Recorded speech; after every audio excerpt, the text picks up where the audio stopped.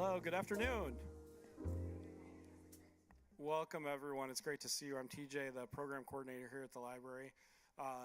Just wanted to say welcome, happy holidays, but we do have a lot of great programming coming up even before our holiday break. So to remind you about a couple of those things, on Thursday, the Jocelyn Singers from the Jocelyn Center will be here. Every year they come and do a really nice holiday concert. So that'll actually be in the afternoon at 2 p.m. on Thursday. And then on Friday, we'll be showing a documentary with Jason Brooks as part of our documentary series. It's called The Conductor. So join us for that at 2 p.m. And then on next Tuesday, Monday we're showing a movie. It Happened One Night, which is a classic. So come see that and join Stephen Smith, who will provide a lot of interesting background information. And then on Tuesday, we'll have our final in our Chef Shannon culinary journey series, all about vegan cooking, which she does right here in the community room. So if you haven't been to that, check it out. It's a lot of fun, and she does a great job. And then next Thursday, we have a very special visitor, Dr. Kelly Fast from NASA, who is going to come speak to us about how we are making sure that we're not getting hit by asteroids, as she's part of that team. So the Near Earth Objects team. So should be a really good one. So I just wanted, and there's actually even more than that. So if you haven't picked up one of our guides, be sure to do that on your way out. But other than that, I just wanted to say how great it is when we can do these community partnerships. We did some things with Osher Learning earlier this year, and the Learning and Retirement partnership has been really great as well. They do great work, and we're going to be having a couple more lectures with Learning and Retirement coming up in January, so please join us for those as well. But with that, I'm going to turn things over to today's speaker. Please help me welcome Nancy Dowling.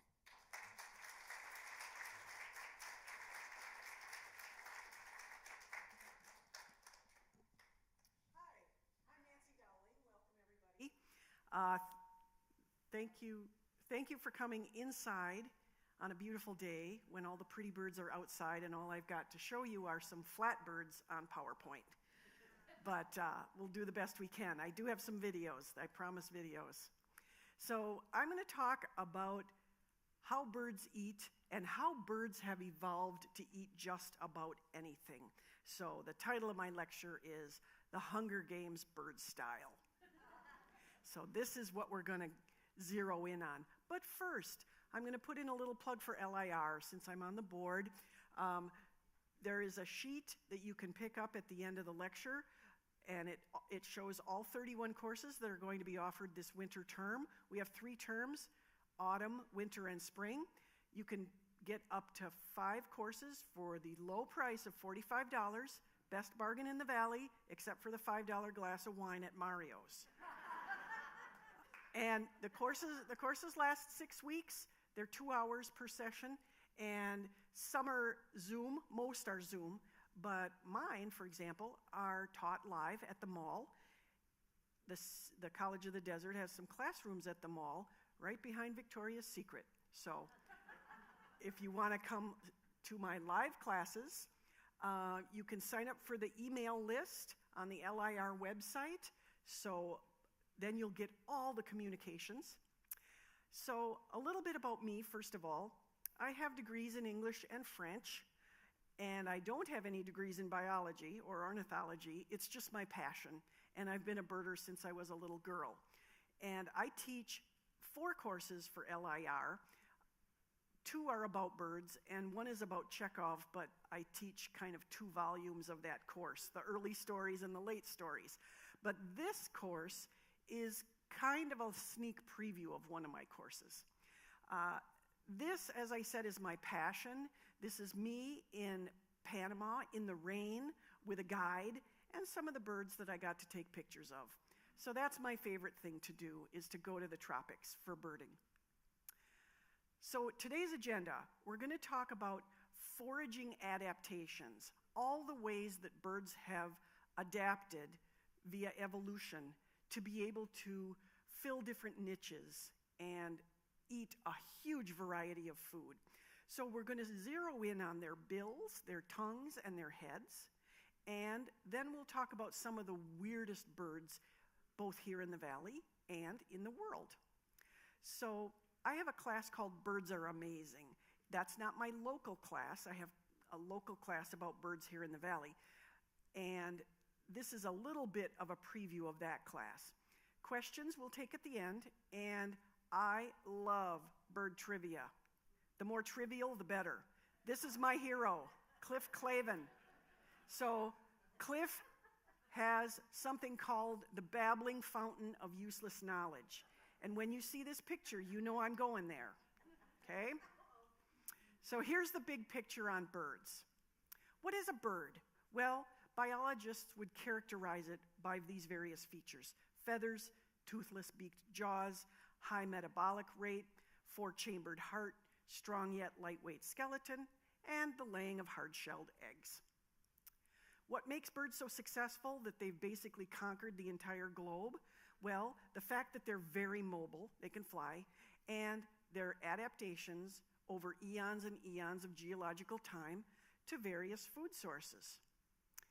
How many birds are in the world?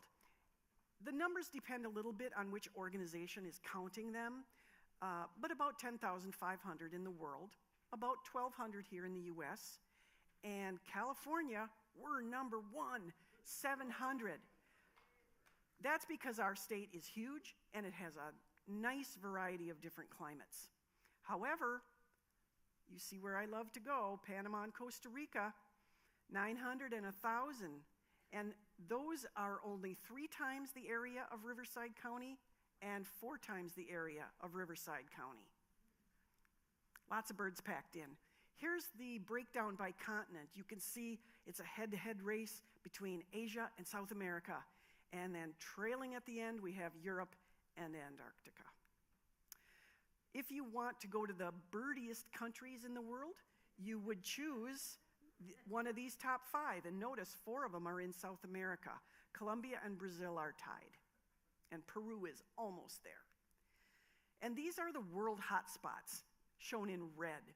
So the hotspot is what birders call a place that has a big variety of species. Not number of birds, but number of species. So let's talk about some of their food sources. The math here, not really math, bill shape equals your foraging niche. Your bill shape determines what you can eat. So the most common foods that birds eat would be seeds, insects, fruit, and fish. But as I said, birds have evolved to fill hundreds of niches. We have diet types, of course. We have carnivores, insectivores. Those are obvious. Omnivores, birds that eat anything, like ravens at the dumpster. Frugivores, those are birds that eat fruit.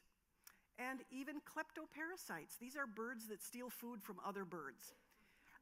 You might not have thought of some of the items on the right-hand side that are a little more unusual: shellfish, reptiles, frogs, carrion, blood, bones, sap, honey, honeycomb, and even guano feces. These are the major bill types that you see very commonly. One that eats seeds, one that eats insects. And you can see the difference in the volume and the shape of the bill. Here's a few more bills. I won't quiz you on these, but it's a gull, a raven, a pigeon, and a kingfisher. You can see the variety. If you look in a textbook, you might see something like this in the chapter about bills, all the different sizes and shapes. Here's another one that even has labels about each bill. Just a huge variety. So, this bird has 99 problems, and here are 2 that involve eating. The first one is, I don't have any teeth. I used to have teeth. Birds evolved from dinosaurs. Dinosaurs had teeth. Even Jurassic birds had teeth. But over the eons of time, birds have lost their teeth. So how am I going to break my food up into little bits? Secondly, I don't swallow like a human. I have to get the food down my gullet, and I have an esophagus, and it has muscle contractions, but those are really working when it's further down in my GI tract. So the solutions, number 1, the gizzard replaces the teeth. You know, chickens peck at the ground, they get little stones. Well, virtually all birds do that because their gizzard needs something to grind with. It's going to use those pebbles or rock bits to grind up the food because there are no teeth. Then the second solution for the swallow that's not quite as good as ours in the upper throat, they do the dip and tilt. You've seen birds in these positions at your bird bath, perhaps. And this is a very scientific explanation of the dip and tilt. So we're going to talk a little bit about evolution and about the man who theorized so much about evolution, Darwin. But this is showing how birds evolved from dinosaurs in a very simplistic way. So you remember Darwin, Charles Darwin, and if it weren't for finch bills, Darwin would not have come up with his theory so quickly and so easily. So in 1835, he observed when he was young, and he looked like this, he went to the Galapagos Islands and he studied finches there, and he noticed that on different islands, the finches had different size and shape of bills. This led him to theorize about natural selection and speciation, that is, how individual species develop from others, and niche partitioning, and that's about food niches. So the interesting sub-theory that he came up with was about geographic isolation. It's because those birds were on islands and they got separated from each other that they developed into separate species. So on the left, we have his own drawing of 4 different finch bills. On the right, I have a picture just showing some modern birds who have those same kinds of bills. So these are just a few of the 15 Galapagos finches that he studied. I'll just talk about a couple of them. On the far right column, we have the woodpecker finch. You notice there that it says that the feeding adaptation uses cactus spines. What does that mean? Well, it uses a spine like a tool to get a grub out of a plant or a bush or a trunk of a tree. So very, very smart little bird. Then on the far right of this screen, look at the honker bill on that last one. And that's for cracking large seeds. So you can see why Darwin saw all these differences right away. Here's another one he saw. It only comes out on Halloween. The vampire finch. It does what you think it does. It drinks the blood of birds while they're alive, even the cute ones like the blue-footed booby. So it pecks into their skin and drinks the blood. Yeah. It also has learned how to roll booby eggs against a rock to crack them open so he can eat the yolk. So what did Darwin observe? He said, each island has different finches. These are all closely related, I can tell that, but their size and shape of bill is different. So here was his theory. They all had a common ancestor. They all turned into separate species, but they had one ancestor. So here's what he said. Seeing this gradation and diversity of structure in one small, intimately related group of birds, one might really fancy that from an original paucity of birds in this archipelago, one species had been taken and modified for different ends. So one species was taken and modified. Well, now with the miracle of DNA, we know the common ancestor of all these finches was that little bird called the blue-black grassquit. Very, very common. You can go to Panama or Costa Rica and see them every day. So all of these finches are in the same family. So if we take a second to recall high school biology and domain, kingdom, phylum, class, order, family, genus, species, as we go down the classic classification of living beings, these 15 were all in the same family. And they diverged about 2 to 3 million years ago, which is very recent in terms of the Earth. So that's Darwin. Now we're going to go back to talking about birds in general and some specialized bills. Here's an unusual one. The name is great. It's an open-billed stork, but they aren't born that way. They're born with their bill normal. See the juvenile at the bottom? He's got the normally closed bill, but over time, This curvature develops because what do they eat? Snails. See the one on the left? And it helps them eat snails to have this shape of their bill. Here's another one. This is the Akiapola'au, if I'm saying that right, of Hawaii.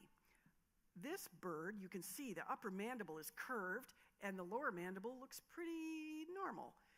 This is a bird who has taken over the niche that's usually filled by woodpeckers. Hawaii has no woodpeckers, so somebody's got to go under the bark and look for little creepy crawlies, right? And here it is, the Akiapola'au. Endangered, by the way, as are many birds in Hawaii because of cats and other predators. The black skimmer. This is local. You can go to the Salton Sea and see a black skimmer. Notice that the lower mandible is much longer than the upper mandible because it uses it to skim along the water as it looks for fish to dive down and grab. They've done some recent studies that are fascinating about shorebird bills.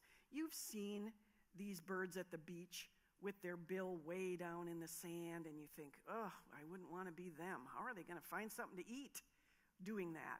Well, they have sensors in the tips of their bills, and they've done studies where they put, in a lab, they put red knots, a knot is a bird, and they gave them buckets filled with sand, and some of them had food in the bucket down toward the bottom, and some of them didn't. And the birds found them, and they determined that they can sense their hard-shelled prey, that is mollusks, when buried in the sand beyond the reach of their bills because they can perceive pressure gradients. I don't understand all the physics of this, but the scientific article is really amazing, and it makes sense that they would develop this over millions of years so that they can get enough to eat. Here's some more shorebirds. You can go to San Diego and see a lot of these. The American avocet, beautiful. Bill curves up a little. The long-billed curlew, bill curves down a little bit. But notice in the other curlew picture, the bill is flexible. It can bend it up. It's not hard as a rock. Here's a little trivia. In 2021, I was driving home from somewhere, and I went past Lincoln Elementary at Magnesia Falls and Portola, and what did I see out in the ball fields? This cute, lost curlew, long-billed curlew that probably blew in after a storm. Here's some spoonbills. These are really unusual. They've got a bill that allows them to filter through the water to get their little invertebrates. So it's all about the filtering. And here's another bird that filters. You know the flamingo, but did you know that the filtering only works if they tilt their head upside down? And you sometimes see them in this position, but that underwater shot really shows how they do it. Here's a little digression. I went to Chile, and Cliff Clavin would tell you, did you know there's only 6 species of flamingos in the whole world? Well, there are. We've got one of them in Florida, and a few of the others are in Chile up at 15,000 feet, and I got to see some of them. They're not as pink. Why not? Because their food is not as colored. They eat little shrimp and invertebrates, and the more colorful those food sources are, that allows them to become pink.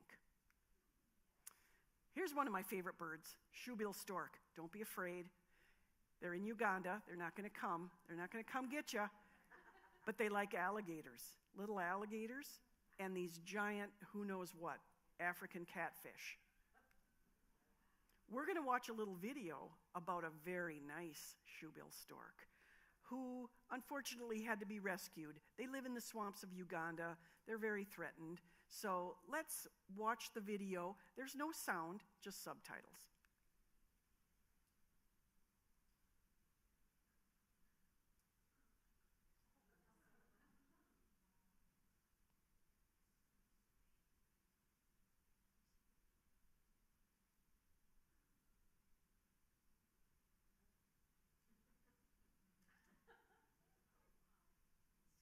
Sushi.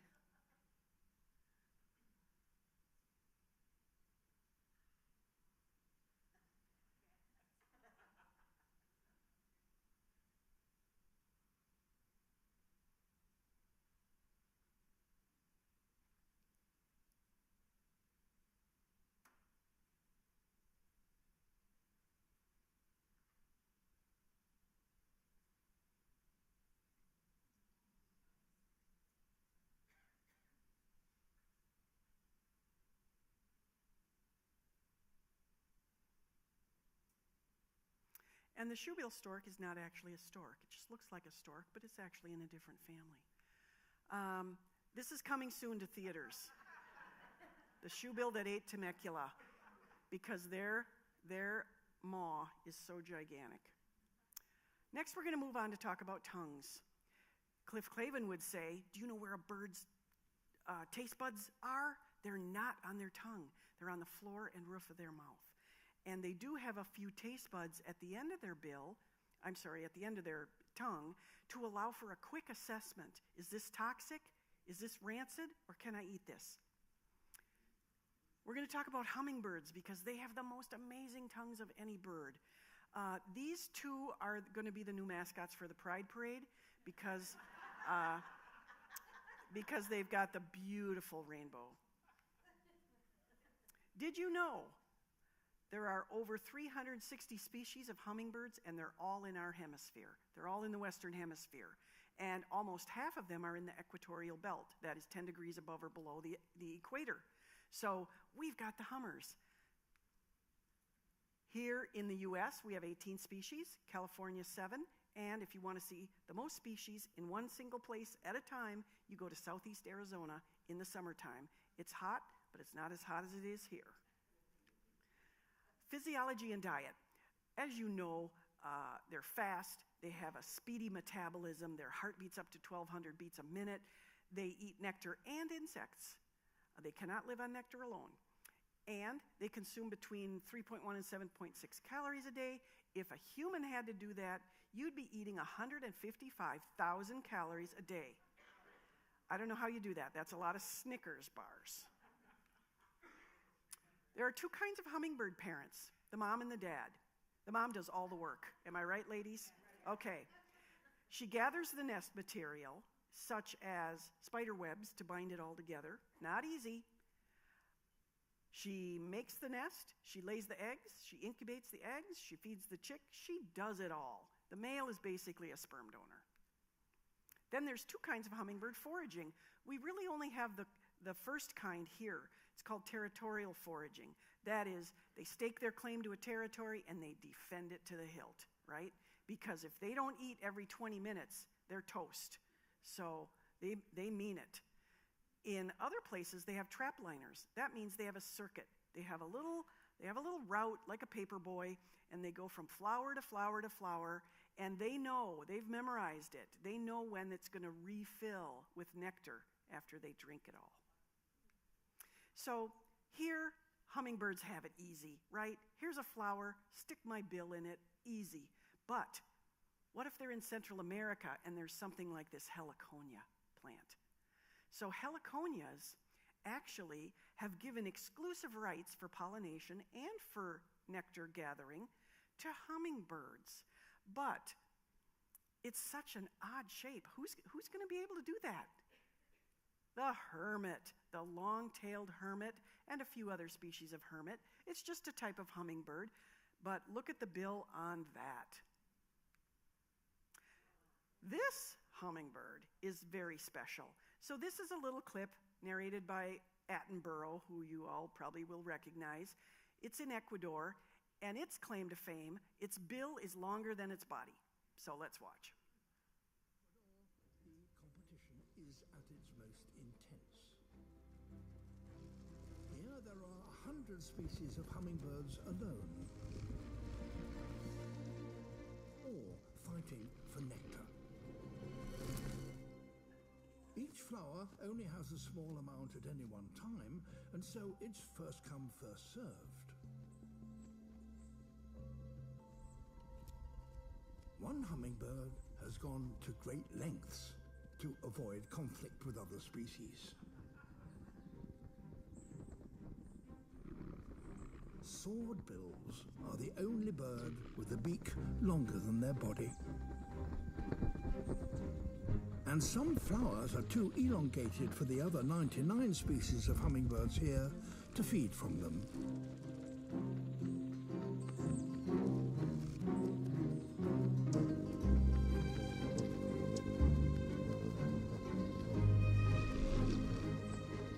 A swordbill's extraordinary beak, however, enables it to reach the places that others can't.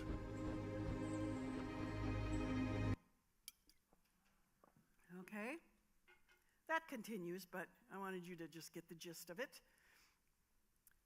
Hummingbird tongues are just crazy. So they're very long. You can see this one revealed. And it's so long that it won't fit in their mouth. They have to have a special placement of it. They have what's called a hyoid bone, and the tongue actually wraps around the inside of their skull. But it gets weirder than that. So before the 20th century, and even at the early part of the 20th century, we thought that hummingbirds drank nectar like we drink Coke through a straw. That their tongue was like a straw, they stuck it into the flower, and they just sucked it out, and maybe they furled their tongue up into the shape of a half a straw. No. It's much more complicated than that. So let's watch this video, and it will explain just how complex it is. Hummingbird's tongue is actually a nectar trap equipped with a pair of narrow tubes that taper sharply. The tip of each tube is segmented into a row of flaps that are attached to a supporting rod. When the bird isn't eating, these flaps form two rows of closed loops that fit compactly into the beak.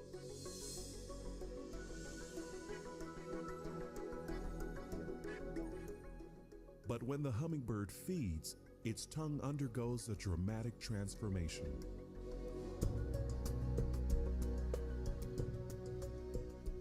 Inside the flower, the tongue extends to make contact with the nectar. When immersed in fluid, the tip splits and the flaps on each fork systematically unfurl.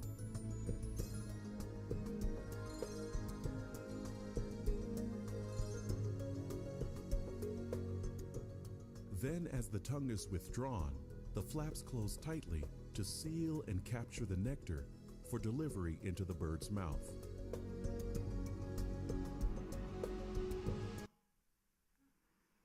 So they actually have a forked tongue. When they're feeding, the tongue splits and those sides unfurl. Just amazing. It wasn't until we had really good high-speed cameras and things that we were able to discover all that.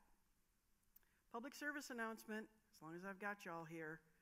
Clean your hummingbird feeders, otherwise they get moldy. Hummingbirds can die from this. Don't buy these giant capacity feeders just because you're too lazy to change the nectar, okay? This is what happens if your feeders get moldy. The mold grows in their throat and they can't consume anything and they die, okay? So let that be a warning. Next, woodpecker's tongue. Remember how the hummingbird tongue went away for storage in its skull? Check this out. This is a real specimen. Watch it move on the top. Yeah, it's true. I'm not telling you BS. Okay? There it is from the top. Yeah, really weird. Next, a couple other kinds of tongues. Fish are slippery. I guess you already knew that. But some birds, like penguins and geese, have special tongues that have keratin spikes. Keratin is what feathers are made of, your fingernails and your hair. And to grab onto a fish, which is very important when you're swimming underwater, look at that. That's a spiky tongue. Here's another one. One of my favorite birds, the little puffin. He's got a spiny tongue. And not only can he hold on to minnows, he can hold on to 5 and then go down and get 5 more because he's got a little storage space in the back of that mouth. He can hold 10 or more. I think this one's got 11. Other kinds of tongues, just a few that you might never have heard about. The bald eagle has a grooved tongue, and we'll talk about one more bird later that also has a grooved tongue. And then parrots have muscular tongues. This allows them to manipulate a nut and crack it open, and also allows them to imitate the stupid words we try to teach them, right? So here in the New World, the Western Hemisphere, we've got all the hummingbirds. We're the lucky ones. So who's filling that niche in the Old World, in the Eastern Hemisphere? They've got flowers, they've got nectar. Well, they have a whole different set of orders and families of birds who take that niche. Some of them are bee eaters who like to line up in a row in a very cute way, and also sunbirds. So those are the old world nectar drinkers, but there are no hummers over there in the old world. But what if there was one single member of an old world family that came to America many, many, many eons ago, and he liked to drink nectar? But his other 10 cousins in that same order are still over in Africa. Well, what if it came to your yard? And it does. This is our first freak with a beak, and it's local. And it's the verdin. It's a cute little guy. But wait, again, just to remind you why it's so unusual, because all other 10 members of this order are still in Africa. He's the only one who made it to America to reach for his dream. So, he's probably in your yard. He's 4 inches. He's gray with a yellow head. He's going to be fast. He's flitting around. He's hanging upside down in the bushes. He loves acacia bushes. And his call is a rapid click. I heard one this morning. I haven't won any bird calling contests, but here's what it sounds like. That's how they sound. And here's what it looks like if you're lucky enough to have one come to your feeder. It's got to be pretty full to the top, or they're not going to get any, because they don't have that long tongue that wraps around their head. But they're very cute. So that's the verdin. Now we're going to talk about heads of birds that are specialized for eating. So we have a wren on the left. Talk about that in a minute. Owls. Did you know that owls, their skull has holes that are asymmetrical where their ears are? Their ears are not level like ours. One's higher than the other. Why? Well, if they're in a dark barn looking for a mouse, trying to figure out where that mouse is squeaking from, they use that asymmetrical formation of their ears to triangulate and better locate that prey.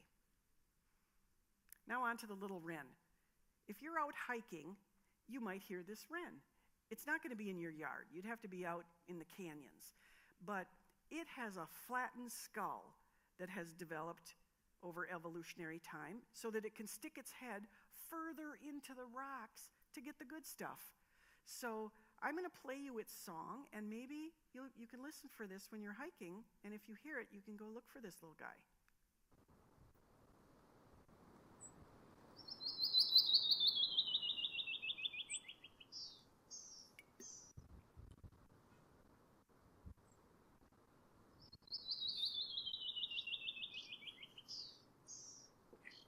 Okay, so it's a long, descending, kind of a swirling call. Very beautiful.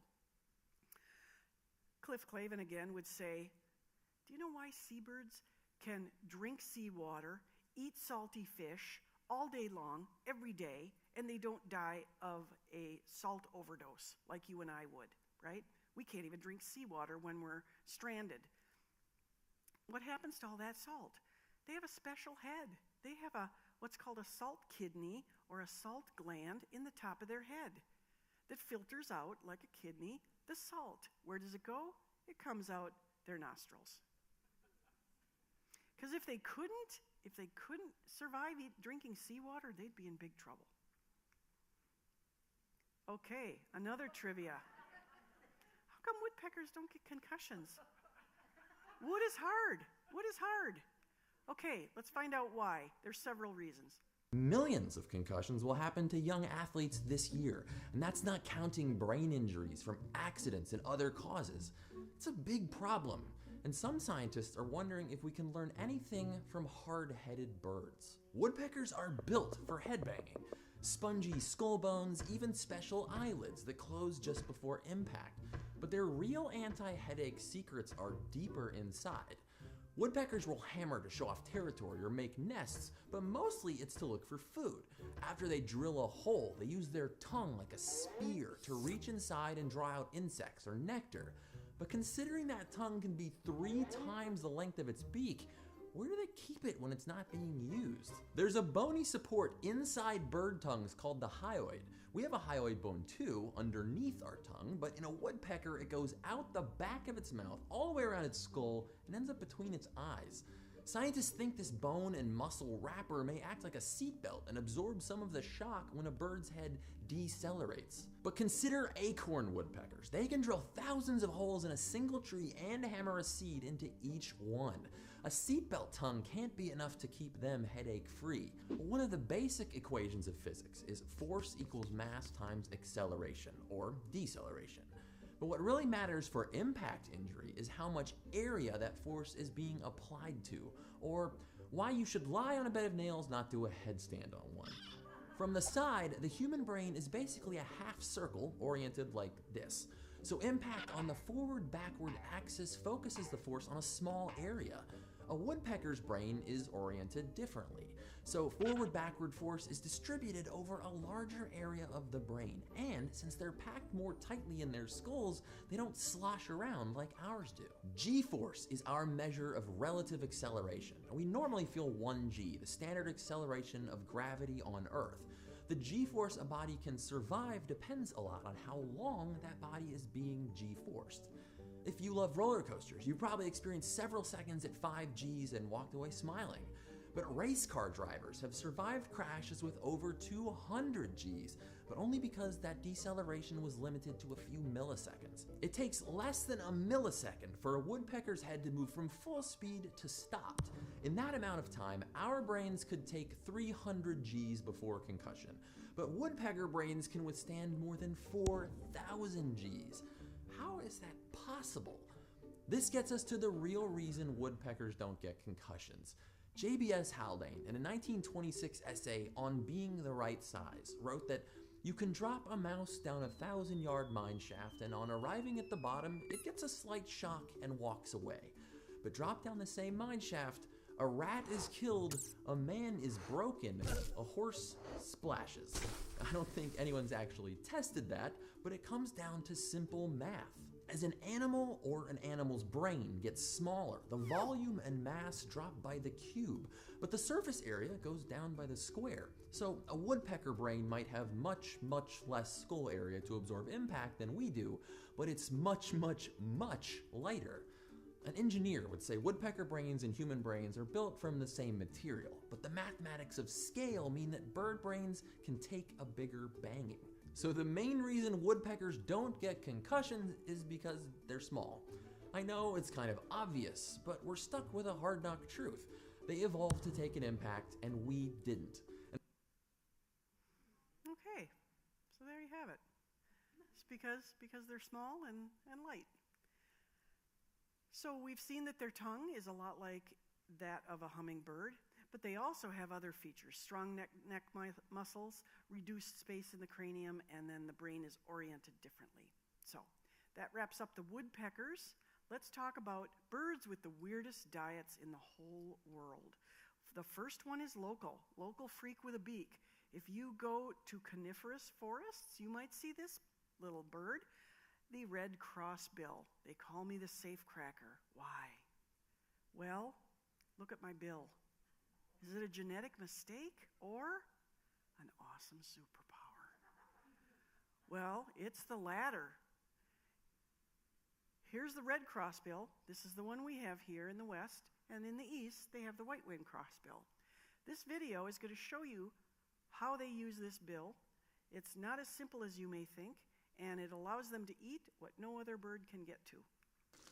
Their unique crossed bill, with the lower mandible curving under the upper maxilla, is adapted to reach heavily protected seeds found under tough cone scales.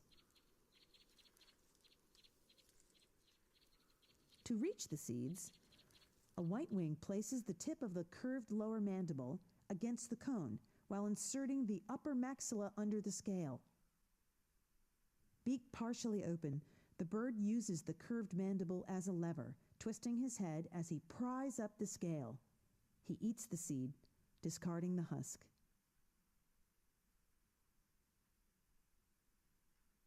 The curve of the mandible provides the leverage needed to force the scale up enabling crossbills to feed on seeds that are not accessible to other species.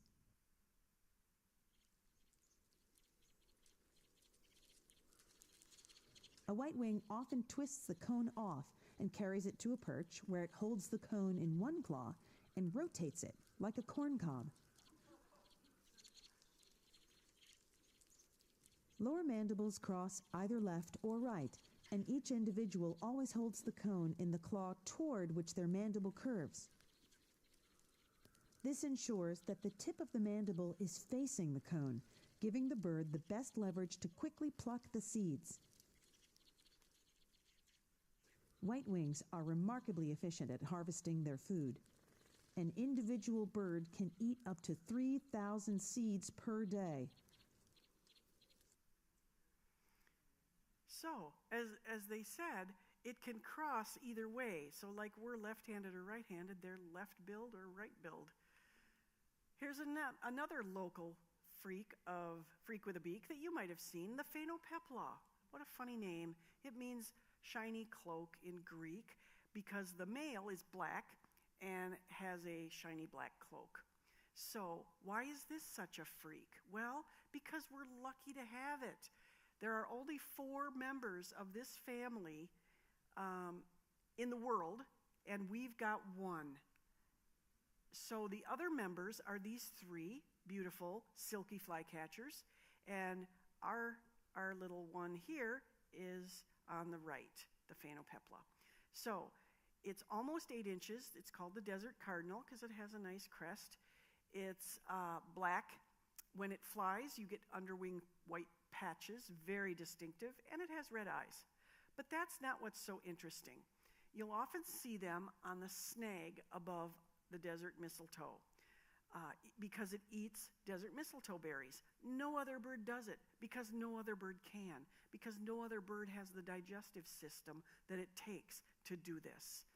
So it has a very special gizzard. It eats up to 1,000 of these because they're like junk food. They have no nutrition. And the berries only spend 12 minutes going through the birds. And the good thing is when they poop them out, they're fertile. They're fertile seeds. So there's this nice give and take relationship between the desert mistletoe and the bird. So the plant is called hemiparasitic. It's not totally parasitic because it can make its own it can photosynthesize on its own, but it is parasitic. Eventually, it's going to kill the tree. Mesquite is very common. So what does the mistletoe give the phainopepla?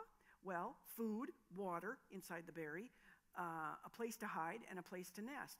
What does the phainopepla give the mistletoe? 2 methods of distribution of those seeds. 1, pooping them out, and they're very, very sticky, so they can stick to a branch and then start a new mistletoe. Or if it has a seed in its mouth and it wipes its bill on the branch, it will stick to that branch, start a new plant. So here's what it looks like. Those red ones on the upper right are the ones recently pooped out. So those are fertile seeds. They're still red because the berries are reddish. And then the lower ones are older seeds. So here's a little video. This is very short, like 1 minute, just so you can see them in action. Birds eat both berries and insects. The interesting thing about the phainopepla is that it eats primarily the berries of the desert mistletoe, especially when they are nice and ripe. They can eat up to 1,000 berries a day. Because there are so many mistletoe plants in the mesquite trees, they tend to hang out in these trees and often nest within a mistletoe plant. So after eating and digesting the fruit part of the berry, they poop out the remaining seed, which falls downward. These seeds are sticky and will cling to a branch and eventually form a new mistletoe plant. So these birds unknowingly assist in growing new food sources for themselves. So this is recycling at its best, right? I eat it, I poop it, I get more food a little bit later. Awesome. I just love phainopeplas. Our next bird is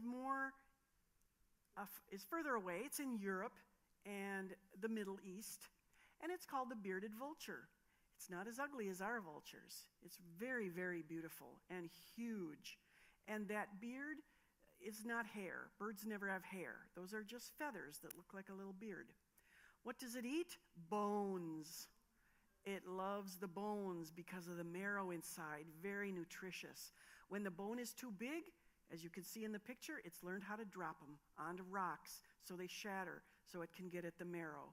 70% of its diet is bones, and the rest is tendons, cartilage, but it's not like our vultures that are eating internal organs and all that other gross stuff.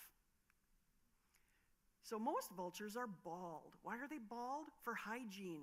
If you were sticking your head into a dead bear, you don't want feathers picking up all of that stuff, and then you bring it back to your chicks. Ugh, terrible. So we've got our guy here with feathers. And the biologist would say, why so red in the face? Because I'm a soaker in the ochre. This is their secret hygiene weapon. So the bearded vulture bathes in puddles of iron oxide, also known as ochre, because ochre has special properties, antimicrobial and antiviral. So it makes them orange. They also have a theory that this is a way for some birds to show that they're better than other birds because they've taken the time and they've found a source of iron oxide. So, I'm big man on campus because I'm really orange because I had the time to go find a source. So instead of being bald, they use these puddles. They need feathers on their head because they're up in the Alps and the Pyrenees in cold places. Next freak with a beak is this guy who lives in a cave, in colonies, in caves. This is the oil bird of Central and South America. It is a nocturnal frugivore. That means it comes out at night, out of the cave, and it eats fruit, which is not easy, eating fruit at night, but it has special superpowers. What do we mean by freak? It's in its own special order. This means that on the family tree of birds, it's on its own little branch, far away from any cousins. So let's watch a video about this bird. In the tropical rainforests of South America, there's a flying animal that lives in colonies in caves, emerges at night in search for food, and navigates using echolocation. And I'm not talking about a bat. Believe it or not, I'm actually talking about a bird, the bizarre oil bird, known to locals as the guacharo. Oil birds diverged from their closest living relatives 50 million years ago, and in a lot of ways, they've become more like bats than other birds. They roost high up in caves, for example. One oil bird colony can include as many as 20,000 crow-sized birds. And since there's not a lot of nesting material available in a cave, they build their funnel-shaped nests out of a mixture of regurgitated fruit and their own feces. Sounds cozy. Yeah? And like a lot of nocturnal animals, including many bats for the record, they have excellent night vision. They accomplish that by packing their retinas with rods, the light receptors responsible for vision in dim lighting. In fact, oilbird retinas have the highest density of rods of any known vertebrate, 1 million of them per square millimeter. Your retina has a max of about 150,000 rods per square millimeter. These birds have so many rods that there's almost no room left over for cones, the other light receptors which handle visual acuity and color. That means that their view of the world is probably fuzzy and dull. Even the world record holder for rod density needs some light to see, though, so that birds' eyes are no help in pitch-black caverns, which might be why they're the only birds that have figured out how to echolocate. To keep from getting confused in a densely populated cave, each bird clicks at a slightly different frequency. And unlike bats, oilbirds' clicks are audible to human ears, so if you were standing in one of these caves when the birds returned to rest, you'd hear quite the cacophony. Oilbirds' resemblance to bats is a classic example of convergent evolution, where different animals facing similar pressures from natural selection end up with similar traits. They're so bat-like that you would think we'd call them bat birds, but if you're wondering where that name came from, yes, there's a story there. Oilbird comes from the fact that their favorite food is the fatty fruit of the oil palm. Baby oilbirds in particular become so plump from their palm-rich diet that indigenous people in Venezuela used to collect chicks so they could render their fat in pots to use as fuel. You know, the more I think about it, the more I like bat birds instead. Maybe it's time for like a rebranding. So I was lucky enough to see oil birds on the island of Trinidad in a cave. And I believe this might be our last bird, the Amazonian freak with a beak. What is it? It's a Watson. A Watson is in South America along the Amazon. Not rare, not endangered. They're all over. And what makes this a freak? Again, it's all alone out on this branch of the family tree in its own order. Nothing is even closely related to it. It is an FFF, a four-gut fermenting folivore. It's the only bird in the world who lives on leaves. Talk about non-nutritious. So diet is about 80% leaves. The rest is kind of accidental, whatever else it picks up.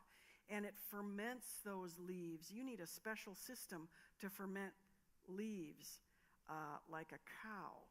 So we're going to learn how they do that and see some in action.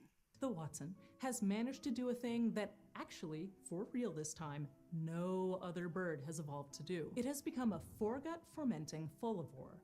That means leaves make up the majority of its diet, and it has a highly specialized digestive system to deal with them. Here's the thing about leaves. They tend to be pretty low in nutritional value, so you've got to eat a lot of them to get the calories and nutrients you need, and they're bulky. They take up a lot of space. These are the opposite of the things that you want in your diet as a flying bird. Flying takes a lot of energy, and it's usually easier if you're also lightweight. The Watson has effectively traded off its ability to be a good flyer for the ability to be a good digester. Because in order to break down the cellulose in all those leaves, the Watson has to ferment them in its crop, which is basically an enlarged section of its esophagus that forms a two-chambered pouch. This is called foregut fermentation because it's happening in the front half of the digestive tract. And it's the same thing ruminants like deer, cows, and goats do. And the crop of the Watson is much larger than in other birds, and is full of all kinds of microbes that do the work of fermenting those leaves for it. The product of all that microbial fermentation is a delightful odor of manure. Yep. The Watson is also called the stink bird for good reason, because it smells like fresh cow poop. Awesome. Okay, yes, they smell like manure. I've never smelled one, but hopefully someday I will get to. Cliff Clavin would want to tell you about their chicks, however, because these are the only chicks who have claws on their wings, who use them to climb back into the nest if they fall out. The nests are built over water, and so if a predator comes to the nest like a hawk, the chicks know, abandon ship, jump out of the nest, fall into the water, and then they use those wing claws to go back up the branches. Really weird. Okay, that's the end. Thank you so much for listening, and I will take any questions you have.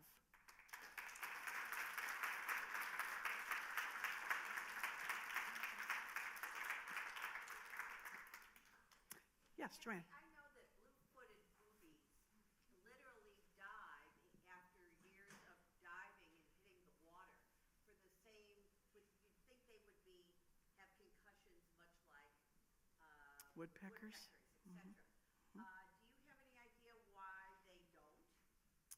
Because I know that they literally become so jumbled, they starve to death because they forget how to search for food. Oh, so they do get some brain damage. Oh, yeah, big time. Oh. That's how they die. Oh, okay. I didn't know that. I don't, but I think of how many times they dive per day. Yeah. And if you come from higher up, of course, water is a very hard surface. But I didn't know that. That's very interesting. Yeah. Yeah. Another question. Thank you for the terrific presentation. You're welcome. Can you educate me on pest control and birds? For example, when you go out and spray ants, for example. Okay. Well, we don't have too many birds that eat ants here, but we do have birds that eat all kinds of other bugs. And you may notice that when you take a road trip around California, The front of your car is no longer covered in bugs the way it used to be 30 or 40 years ago.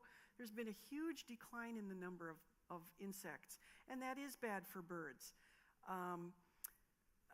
What can I say about pesticides? Try to use as few as possible because the birds do depend on them. It's a real tug of war because nobody wants roaches or ants in their house. But if you can keep it to the perimeter of your home and not do your entire yard, that might be beneficial. So that's about the best I can say.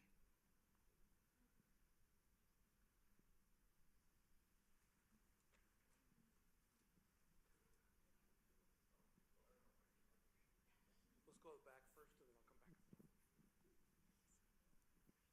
Thank you for the great presentation.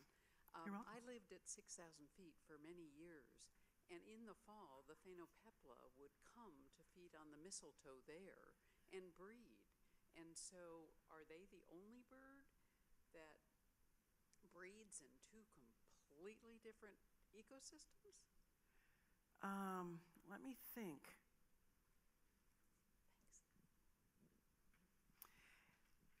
They do have an interesting east-west migration. So I believe they do breed in different locations and different ecosystems, yes. They've been trying to study that, which is difficult because you have to put bands on a bird and catch them and see where they've nested in two different places. But they do know in California they do make kind of an east-west migration. There may be a few others, but it's very unusual. Yeah. I just wonder if you had any knowledge or any statistical knowledge about how many songbirds are destroyed by cats. Millions. I know it's millions. We've lost about a third of our American songbirds in the past 50 years. It's huge. Not just feral cats, but house cats that get let out as well. That and habitat destruction are the two main causes of the decline. So I don't have exact numbers, but it's very, very large. Yeah. Thank you, Nancy. It was wonderful. Thank you. I love your enthusiasm.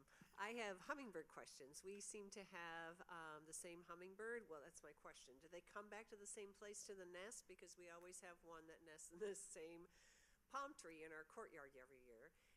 And then the second question is, I sort of understood that the male would sit on the nest occasionally. If she would go get food, that he would sit on the nest and then they would alternate. Is that true, or is it always the female that does it all? He is lazy. Yes, they do come back. They do come back. They come back to their same territory year after year if they survive that long. So they also are fond of certain types of plants that give them sort of a fork to build their nest in. The Pachypodium plant, I know, is real common for them. So yeah, that's probably the same one over and over. The same female building a nest. Mm-hmm.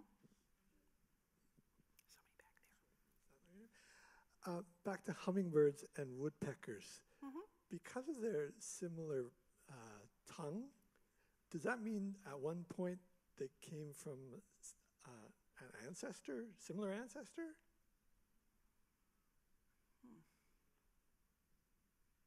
They're not very closely related. The bird that's most closely related to the hummingbird is the swift, like a chimney swift, the little birds that roost in the chimneys. Woodpeckers are pretty far away in terms of classification. I think the connection is that woodpeckers like to get sap out of trees. And sap is really kind of like nectar. It's a sugary substance made by a plant. So I think that's the connection. They can get more sap or get more nectar the longer their tongue becomes. I have a question for you, Nancy. Oh, okay. Did you know that your hero, Cliff Clavin, is a proud Rancho Mirage resident? No way. Yeah, John Is he Ratz. here? No, but he is often at the library, actually. He's one of our patrons.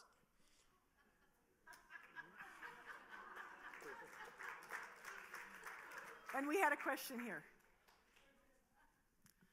Oh, I can hear you and repeat the question. Okay. What is the average lifespan of a hummingbird, and does it matter by species of what particular species that hummingbird is? Mm-hmm. No, it doesn't really matter. I would say about 5 years. And again, they just know this from banding and catching the same birds, and they have found some that they have banded 5 years ago, so they kind of guesstimate. Why do hummingbirds seem to have no fear of humans? I have one that always comes up real close. Mm-hmm. Right. Why do they have no fear of us? They don't have any fear of dogs either. I've had them come up close to my dog. Well, it's because we're not a big threat to them. What am I going to do? Bad at it? It'll fly away. It's faster than I am. So I don't really have a lot of capability of hurting it. Unless I had a tennis racket or some weapon. So it's pretty fearless. Cats are another thing. You know, it might be very wary of a cat because cats are fast. No, it's not. In defense of cats, Mm-hmm. I have to defend my pet. Yeah. I have 2 boys in an enclosed patio, and the hummingbirds will taunt them. And Oh, come right yeah. down to them, and they don't even look at them anymore. They understand they can never catch this bird. Yeah. However, my hummingbirds lay eggs every year, but the eggs are always gone by the lizards. The lizards eat the hummingbird eggs. So I think before we start hating cats, we have to first hate the lizards, because we know the female hummingbird has gone through all this effort to lay these eggs and sit this nest, but the darn lizards are the ones that are getting it. Yes, lizards do love those little eggs, little snack-size breakfast. Thank you for letting me defend. Sure. Okay. It's not just lizards, like she said. I have hummingbirds that return yearly, and we have a neighbor told us that there's roof rats, and roof rats come Yes. because of yes. citrus trees. Yes. And I've had roof rats get my hummingbirds if the nests are in my citrus trees. Yes. Now I've made other locations for them to be in, and the roof rats don't go there, so they're not in a tree or anything. Mm-hmm. And I don't have a problem with them that way. But if they make a nest in the citrus trees, the roof rats always seem to get the eggs before or right after the baby hatches. Yep. Yep. Rats are another issue. Mm-hmm. Mary Ellen. Question about robins. Yeah. Why don't we see a lot of robins here? Oh. I love robins, and they're in Yeah. the east. Well, last winter there was what birders call an eruption, and we did have some robins, even in Palm Desert and around here. But that's kind of rare. It depends on the weather further north and whether they want to come down here. If the food is scarce, then they'll move into this area. And I don't know about this winter. I think maybe we might have seen them already by this time last winter. But I saw entire flocks of them over on San Pablo and De Anza area. Yeah. So we do have them. Any other questions? Oh, I yeah, do. we've got one up here. Time for one more here. One more.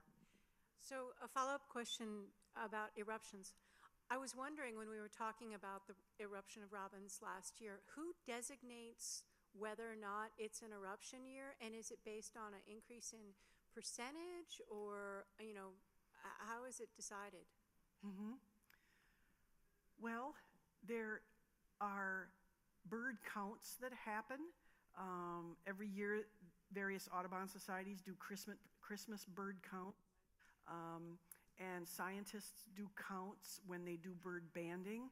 And then you might be familiar, there's a kind of an open source free website called eBird, where every person can log their sightings. And now that we have eBird, you can clearly see when there's an eruption. So there is no official spokesperson who says we're having an eruption of robins, but if the numbers are there, I'm not sure what the minimum would be, but if there are sightings all over Riverside County of robins, then I'm sure biology professors are telling their students we're having a robin eruption. So it's just about quantity of sightings. All right, so I think we're about time. So if you want to help me thank Nancy so much for a great presentation today.